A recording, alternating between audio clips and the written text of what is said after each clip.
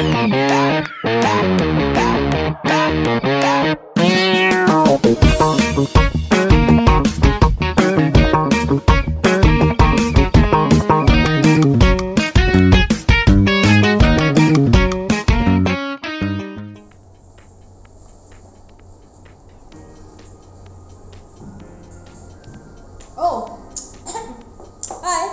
signal seekers, gimana kabarnya nih? Semoga semuanya tetap dalam kondisi yang sehat dan semangat. Aduh, so sorry ya karena kurang lebih 1 bulan nih saya nggak bisa bertemu para signal seekers baik dalam market mover maupun beberapa event atau beberapa pembahasan. Karena saya sendiri juga masih harus melakukan pemulihan kesehatan yang cukup menguras waktu dan tenaga. But hari ini kita ketemu lagi dan saya ingin bahas nih tentang satu pertanyaan dari para signal seekers. Kak, kita harus fokus trading di satu pair mata uang atau banyak produk sekaligus? Oke, kita bakal bahas tentang ini. Dan kalau para signal seekers punya pendapat yang berbeda itu sah-sah aja ya. Dan boleh banget untuk para signal seekers komen dan kita bisa belajar bareng. Saya akan bahas dulu nih tentang sudut pandang masalah kita trading. Seperti sebelumnya yang sudah saya sampaikan bahwa trading itu hampir 100% berbicara tentang mentalitas, tentang emosional gitu. Jadi kalau para signal seekers sudah siap secara mentalitas dan emosional, para signal seekers juga siap melakukan strategi trading.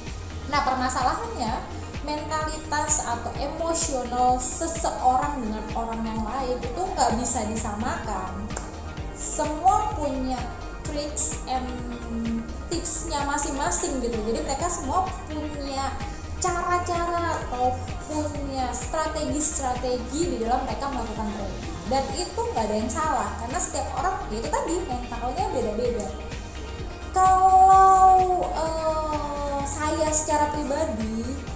saya secara pribadi ya akan bahas dulu nih tentang menggunakan banyak pair ya, saat melakukan trading di banyak pair. Kalau saya secara pribadi I'm not too recommended gitu. Kenapa? Karena kita jadi bingung mau melakukan trading itu, mau melakukan analisa itu di banyak pair gitu. Kecuali, saya bahas keuntungannya dulu deh, masalah kita melakukan trading dengan banyak produk sekaligus. Kecuali kita punya tools tentang kita melakukan trading secara sekaligus gitu ya. Jadi contoh paling gampang sih kemarin yang sudah saya kenalkan tentang Forex Basket. Nah, tahu kan ya Forex Basket ya. Jadi waktu kita melakukan analisa atau toolsnya melakukan analisa tentang kemana arah mata uang secara bersamaan itu akan pergi, kemudian kita mengambil posisi Forex Basket, itu berarti kita bisa melakukan trading secara basket atau trading dengan banyak pair gitu ya. Kembali lagi itu karena tools, dan tools itu konsisten di stop loss dan take profitnya ya. Itu sah-sah aja, nggak apa-apa para signal seekers mau melakukan trading dengan mengambil banyak pair karena ada tools Forex Basket misalnya seperti itu. Tapi kalau para signal seekers mengambil banyak pair karena para signal seekers itu melakukan cap cicup, kembang kuncup, cukup ngeri ya. Tahu kenapa? Kok cukup ngeri? Ya kalau ada pendapat lain is oke ya, boleh ditulis di kolom komentar. Kalau saya secara pribadi untuk para trader yang beginner khususnya ya, para trader yang beginner yang baru memulai masuk ke dalam dunia trading atau sudah lama tapi masih melakukan hal yang sama, saat kita melakukan trading manual, sekali lagi kita melakukan trading manual itu dan mengambil posisi di banyak pair, kelemahannya adalah bila terjadi floating minus secara cepat atau istilahnya salah posisi gitu ya, salah melakukan posisi, itu kita harus menganalisa banyak sekali pair. Paling gampang ya, misalnya nih saya mengambil buy, paling gampang aja lah, saya mengambil buy 6 pair gitu ya, SAU USD, saya ambil buy oil, terus euro, Australia, kemudian pound sterling, apalagi Jepang, ngambil posisi yang searah deh, buy gitu. Tapi 6 pair saat itu terjadi floating, semuanya terjadi floating yang cukup banyak misalnya, itu kita akan melakukan analisa satu persatu. 6 pair yang harus kita analisa. Berbeda dengan saya misalnya melakukan satu pair posisi di satu pair ya. Misalnya saya buy XAU USD, kemudian ternyata grafiknya malah turun gitu kan. Kalau grafiknya ke floating misalnya 10-20 poin untuk XAU USD, saya kan pasti otomatis kan saya akan lihat di grafik kan, kira-kira apakah analisa saya itu benar, apakah yang harus saya lakukan gitu. Oh ternyata waktu saya lihat di grafik untuk XAU USD, oh dia tadi saya buy ya, dia sudah turun menuju ke support di bawah gitu. Tapi ini udah di support nih, berarti kan saya akan menganalisa kira-kira di support itu akan balik naik atau justru tambah turun gitu kan. Nah kalau di satu pair itu aja kita akan menganalisa itu dengan baik, maka kita bisa ambil keputusan nih di pair XAU nih. Oh ini mau naik nih, berarti akan saya averaging, saya tambah lagi nih posisi saya di bawah gitu. Atau wah ini kayaknya saya gambling nih, nggak bisa nih, saya nggak bisa nentukan nih mau naik atau turun, udah deh saya cut loss aja deh. Atau mungkin para signal seekers melihat wah ini kayaknya masih tetap terus turun nih, soalnya dolar makin naik nih jadi bakalan makin turun, oke deh aku hedging dulu deh gitu. Ya begitu di satu pair, para signal seekers akan langsung bisa melakukan mau ngelakuin apa nih, mau averaging kah, mau cut loss kah, mau hedging kah, terserah gitu. Tapi kalau 6 pair baru analisa yang A, yang 2-6 ini udah bergerak begitu cepat gitu, akhirnya potensi minusnya jadi lebih tinggi.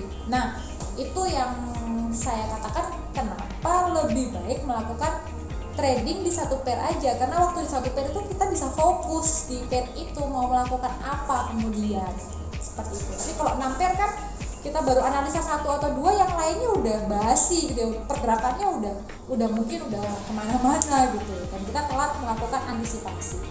Kecuali, sekali lagi kecuali signal seekers punya modal 10 juta dolar gitu ya, 10 juta dolar, terus signal seekers melakukan trading dengan banyak pair, masing-masing 10 pair gitu ya, 10 pair masing-masing 0,1 lot.